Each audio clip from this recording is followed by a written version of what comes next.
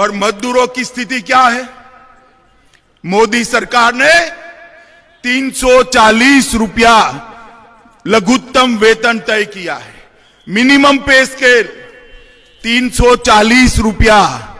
त्रिपुरा में कितना है भाई बताओ? बताओ जरा, मालूम है? 170 रुपये में मजदूर मजदूरी कर रहा है। ये परिवर्तन करना चाहते हैं, उसको 340 रुपया देना चाहते हैं। हम परिवर्तन करना चाहते हैं।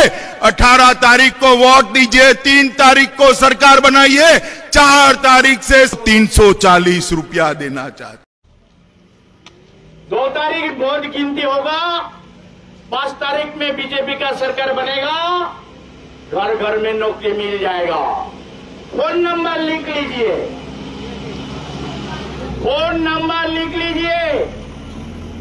और एक जन की बोला 10,323 को न्याय मिलेगा, शिक्षक को न्याय मिलेगा, 340 টাকা रेगार मजूरी मिलेगा, और अनेक प्रतिश्रुति।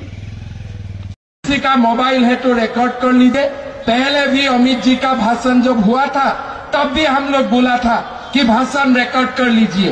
किस लिए? बीजेपी जो बोलता है वो करता है। बीजेपी सरकार आएगा, पहला कैबिनेट में हम सरकारी कर्मचारी को 7 पे कमीशन देते रहेगा, ये हमारा वादा है। ये वादा का साथ साथ हम दूसरा वादा आप लोग को करता हूँ, ये जो त्रिपुरा में 7 लाख बेकार युवा युवती है, ये सब बेकार युवक युवती को हम कोई ना कोई कर्म संस्थापन देगा, ये वादा भी हम आप लोग का साथ करना चाहते। कर्मचारी को 7वां वेतन कमीशन मिल जाएगा। ये रिकॉर्ड कर लीजिए, रिकॉर्ड कर लीजिए, घुमा घुमा के चलाइए। कौन बोला? बीजेपी नेता हिमंत बिश्व शर्मा, सुनील देवधर, अमित शाह, हमारे देश वर्तमान प्रधानमंत्री नरेंद्र मोदी। तो मेरा बात आप लोग रिकॉर्ड कर लीजिए, बाद में सलाह देगा कि भारतीय जनता पार्टी का सरकार त्रिपुरा में आएगा, 7 पे कमीशन हम लोग देगा ही देगा, नहीं तो हमको एमपी इलेक्शन में कोई वोट ना दे।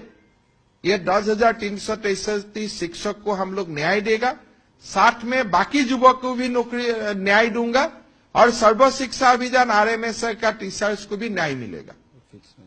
और फिक्स में जो लोग हैं, आप लोग रिकॉर्ड कर लीजिए, फिर बाद में सालाना घुमा घुमा के सालाना अगर हम लोग नहीं करेगा तो ऐसा माहौल कर दीजिए कि 19 का इलेक्शन में हम लोग आ ही नहीं पाता हूं यहां, ऐसा माहौल कर दीजिए।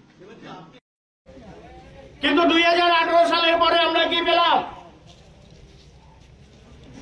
সন্ত্রাস, আক্রমণ। সিপিএম কে মিছিল করতে যায় না, আমাকে মিছিল করার একটাই দরকার। তোমরা প্রতিশ্রুতি দিয়েছো, এই প্রতিশ্রুতি পালন করতে হবে। না, মিছিল করা যাবে না।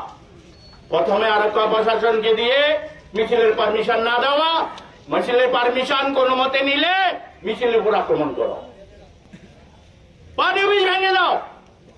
ভারতবর্ষের ইতিহাসের রেকর্ড, ভারতবর্ষের বিভিন্ন রাজ্যের মধ্যে খাস জায়গায় দীর্ঘদিন বিভিন্ন রাজনৈতিক দলের পার্টি অফিস আছে। এখনো সাবরুমের মধ্যে বিজেপির বড় পার্টি অফিস খাস জায়গার মধ্যে আছে। একমাত্র কমিউনিস্ট পার্টির পার্টি অফিস দোষ করেছে, ভেঙে বলতে হবে।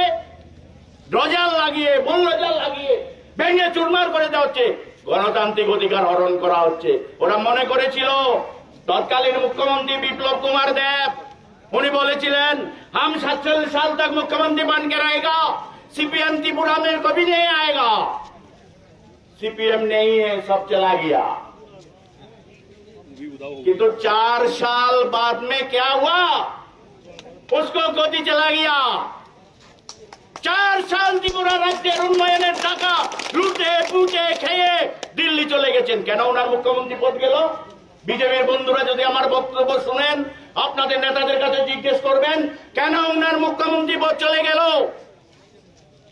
চুরির দায়ে, দুর্নীতির দায়ে, বিদ্যুৎ থেকে বেসরকারীকরণ করা, সেই বাইরের ঠিকাদারের নেতাদের কাছ থেকে টাকা লেনদেন করা, বহিরাজ্যের লোকদেরকে মদের লাইসেন্স দেওয়া, সব কাছ থেকে টাকা সংগ্রহ করেছেন।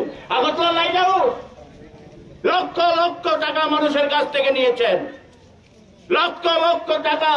লাইট হাউসে টাকা, লাইট হাউস আর ঘর আর কমপ্লিট হয় না। ওইখান থেকে টাকা খেয়েছেন।